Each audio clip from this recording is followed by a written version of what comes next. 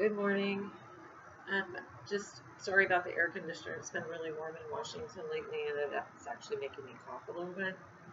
So apparently, I need to clean some filters, allergies, and this is going to be another very Christian video. You guys know that I don't normally, when I'm speaking on these, I don't normally like read out the scriptures, but I will post them down below. So if you watch some videos, and you'd like the scriptures that go with them, they're either down below, or you can get a hold of me on Facebook at HM Weimar. That's WEIMAR. It should be at the top of this YouTube channel. Or you can comment here and let me know, and I'd be glad to comment back with some verses for you to support whatever I'm talking about. So I want to talk to you about retribution and acceptance. There's a lot of anger in the world today, and it's difficult for people to let that go because of all the tension and everything else that's going on. And retribution seems to be happening a lot. I've even seen some of my Christian friends that are normally very calm and not angry people. I've seen them getting angry and getting frustrated, and it's kind of par for the course for what we're going through. Everything is disrupted, and there's so much going on and so much control from the governments, not just ours in the United States, but from all of them. So retribution, with all the riots and all the attacks and all those things going on, and suddenly things are coming to light, and there's more focus on things that are happening, especially with the ease of information we have these days. It's really difficult to not get angry and to sit there in that anger and want to vent and be frustrated, and it's just really easy for that to spread. So retribution is not something we're supposed to do. I mean, as Christians, we're taught to turn the other cheek. But it's not always that easy, because we should also be standing up for ourselves and not letting go of our Christianity. So how do we do that? Well, what we do is we focus on God, for one, and we try to see His lamplight bring us through that darkness.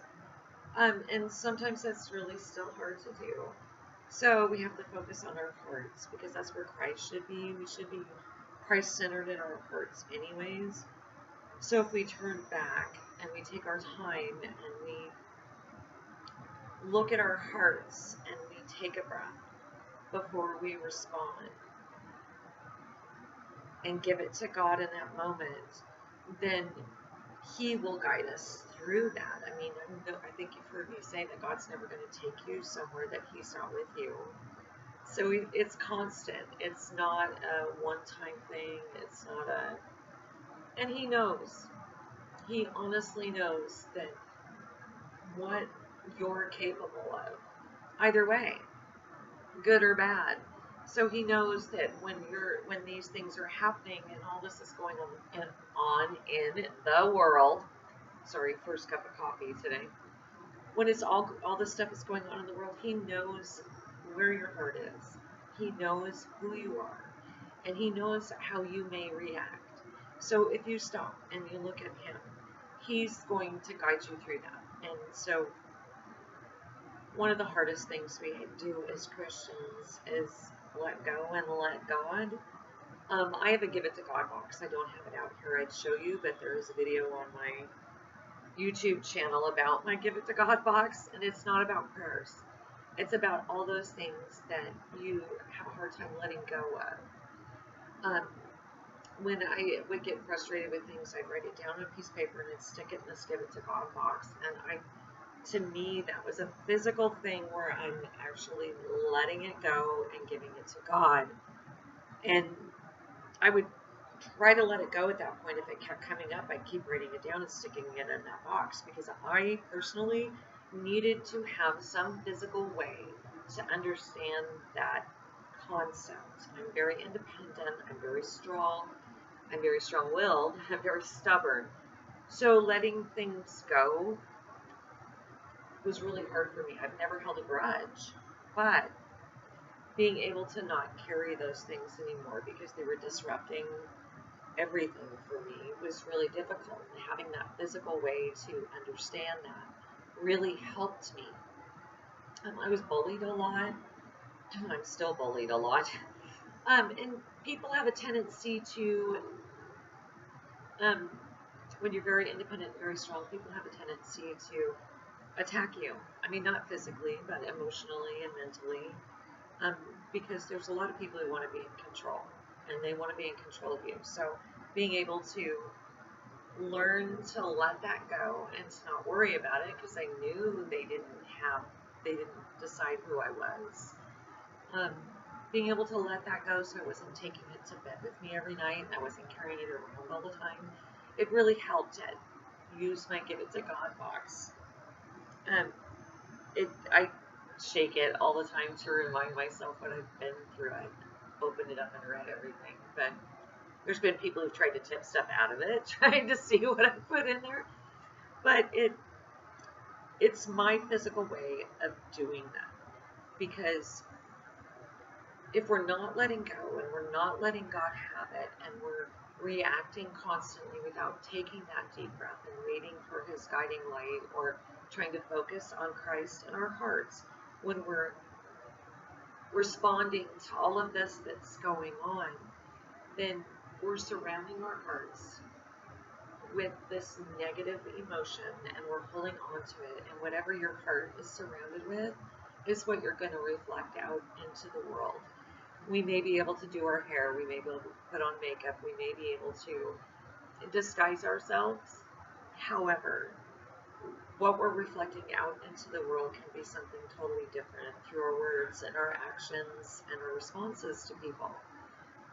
So the best thing to do is to learn what we want our reflection to be. And as Christians, we're supposed to be reflecting Christ into the world. So being able to let go and let God, being able to stop and pause and look at our hearts and recenter around Christ and let God have all of this and handle it, is our best response to all of these things. We can speak out, we can react, we can post, we can talk about all of these things, we can tell people that we don't like what they're saying, all of those things. However, in our words and actions and in our heart, we need to be giving that to God so that we can reflect Christ from our hearts out into the world through our reactions. So there's political things that I don't agree with, and I will respond to people, but I take a deep breath and I try to do it diplomatically, and I try to do it in a way that it's Christ-centered, so that it's not. People have a right to their opinions. I don't want to damage their opinions or damage that person with my words, but I still want to get my point across. So if I stop and I pause and I give it to God, and I let go of how that person might feel about me when I respond, then He usually guides me through to a better answer. So it's okay to do those things, but it's not okay to hold on to that anger. It's not okay to hold on to any of those negative emotions, because it will infect you. And then your heart will get sick, and then your reflection will get sick, and that's not a good thing. So, retribution and taking things out on people who hurt you is not a good thing. You need to be able to recenter on God and have Him help you with that reaction. So when you get to that point where you're looking for retribution and you're looking for that getting back at people for what they've done to you, you need to turn around. You need to talk to God, and you need to recenter that heart on Christ so that you can have the proper, better, for you response. God will take care of the retribution. I've always said that I pray for the people who hurt me, because eventually they'll become family. Because if you're praying for someone, then God's going to take notice, and He's going to step into that life, and He will do what He needs to do to make sure that they look up for Him. I've watched it happen, and I'm not going to tell that story until later.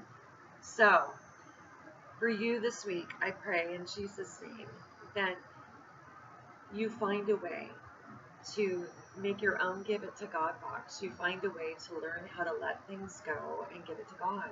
That you learn how to recenter on Christ and respond and react with a heart that is centered on Christ, so that we can continue to reflect Christ into this world. In Jesus' name, I pray that for you this week. And as always, believe and make it so.